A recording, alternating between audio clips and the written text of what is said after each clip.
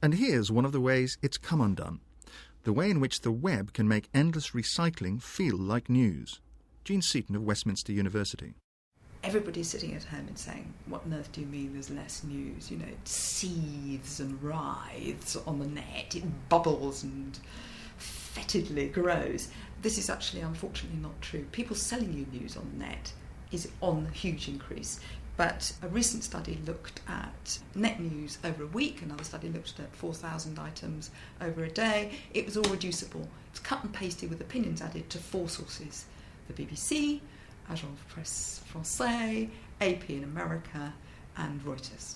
That's to say that the entire world of user-generated news is nevertheless koshered and intelligenced through a few organisations. And if you go into the Google newsroom, there is nobody who is a journalist. If you go into the Google newsroom, which I've just been to, they are bundling news, but they have no interest in news, and not one of them has ever been to Chad.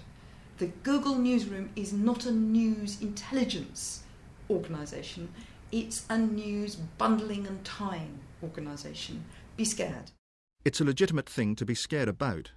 But Charlie Beckett from the London School of Economics tries to be reassuring. Networks can save, not undo the press. Well, the whole point of the network model is that you do not surrender the journalistic judgment, the journalistic values and the journalistic nous that enables you to filter out information, to edit and prioritise stories, and to package information in a way that can be consumed. What you're asking those people to do, though, is to assume a whole new swathe of skills which enable them to allow the public to take part in that process. And so you're adding something rather than taking something away. This is different to the idea of citizen journalism, where you completely surrender the process to somebody else. This is about sharing the process and allowing the public to be part of the production. And I think that means that in fact, you're going back to core values of journalism. Of course, just because we citizens can share in the process doesn't mean we'll inevitably improve it or make it more responsible. But maybe that's not the point. Maybe the point is that the networked model passes the freedom of our press back to us citizens, so that our public debates are no longer pre-decided for us by capricious and willful editors. The Media Standard Trust's Martin Moore. Part of the role of news organisations, I think, should shift enormously. I don't think news organisations have taken this on at all yet.